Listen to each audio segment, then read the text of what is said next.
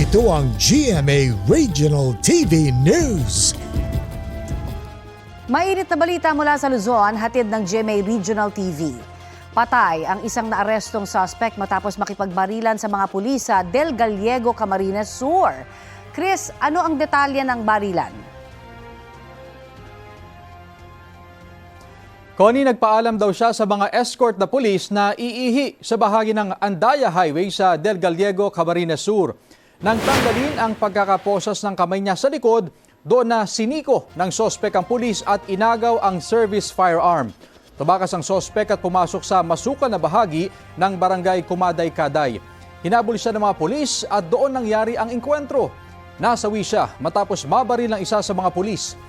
Ayon sa pulisya, sangkot sa kasong pagpatay ang sospek na iatid sana sa Catanduanes mula sa Pasig City. Ito ang GMA Regional TV News. Ihahatid na ng GMA Regional TV ang maiinit na balita mula sa Visayas at Mindanao.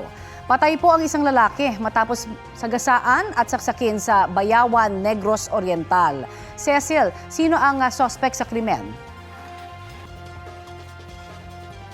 Connie, sospek dyan ang nakaalitan niyang kapitbahay. Ayon sa pulisya, nag-away ang sospek at biktima nitong Sabado. Nagbanta raw ang biktima na papatayin niya ang sospek. Kinabukasan, sinagasaan na raw ng sospek ang biktima. Lumabas ang sospek muna sa kotse at sinaksak sa dibdib ang biktima. Dead on arrival sa hospital ang biktima. Na-recover naman sa crime scene ang ice pick at kutsilyo. Inaresto ng mga taga-barangay ang sospek at isinuko sa pulisya. Sinusubukan pa ng GMA Integrated News na makuha ang panig ng sospek at pamilya ng biktima.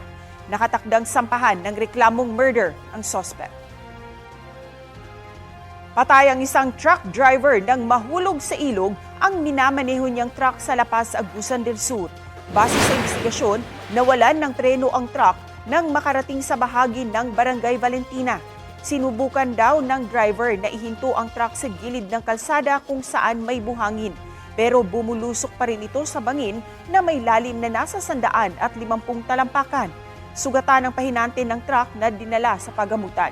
Patuloy pang iniimbestigahan ang insidente.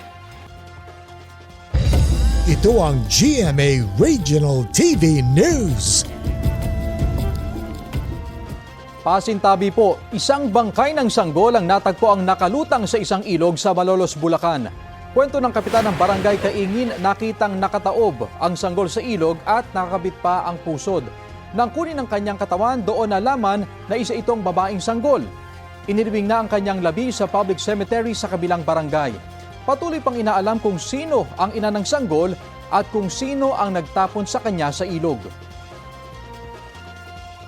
Bistado ang isa umanong drug den sa Simunul, Tawi-Tawi. Arestado sa drug bypass operation sa Barangay Tubig, Indangan ang pinaniniwalaang maintainer ng umano'y drug den at 2 pang kasabwat.